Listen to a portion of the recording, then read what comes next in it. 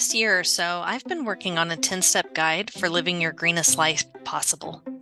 I start with research and why it's important to understand climate change and how to do a trash audit and how to understand your community. And then I move into several steps, all of which begin with R, to live your greenest life, such as removing harmful items from your home, embracing minimalism, um, knowing how to donate without creating problems for these charitable organizations. I then talked about how to reduce waste, reducing food waste, plastic waste, paper waste, and then how to replace environmentally harmful items with more eco-friendly ones in your home. I also concentrated on making repairs when necessary rather than going out and buying new products. The importance of recycling, of course, and how to reuse common household items that would normally get thrown away, and also upcycling. So then I wanted to move into the last R's, which is to renovate, how to have an eco-friendly home, and restoring green spaces, our forests and lakes and rivers and oceans and all of these spaces. So the last R that I wanted to focus on is to revolutionize, and this is a call to activism. Now, I'm in the beginning stages of making this 10-step program, and I'm sharing it now just in case anyone had some helpful feedback. But whenever I think of revolutionizing, a call to action, a call to make changes happen, I think about the importance of mitigating climate change, promoting sustainability, protecting natural resources. So there are a couple of things that we can do.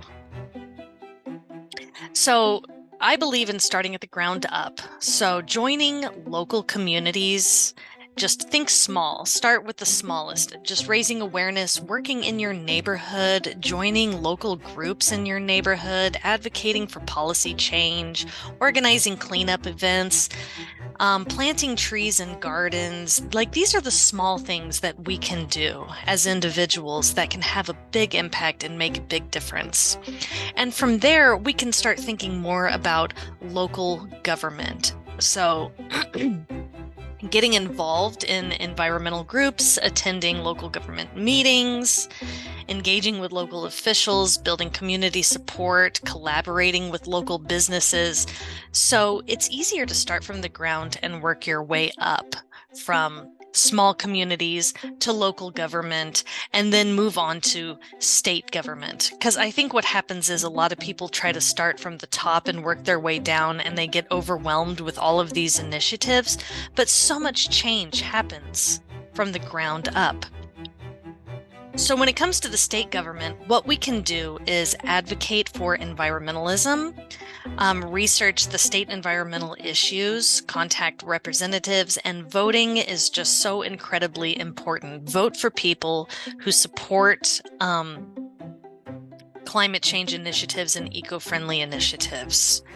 So from the state level, that's when we can move on to the federal level. So my goal whenever it comes to promoting activism for more environmentalism is to get people to understand that, you can't always make change happen from the top down. It helps to work from the ground up. So start with your local community, start with just your neighborhood, those small groups, and then work your way up to the local government, the state government, and then on to the federal government.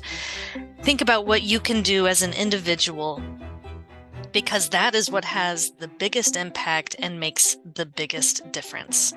So those are my 10 R's for green living, and this last one I'm still developing. So if you have ideas or any kind of feedback, I would love to hear it. Thank you so much, and stay green out there.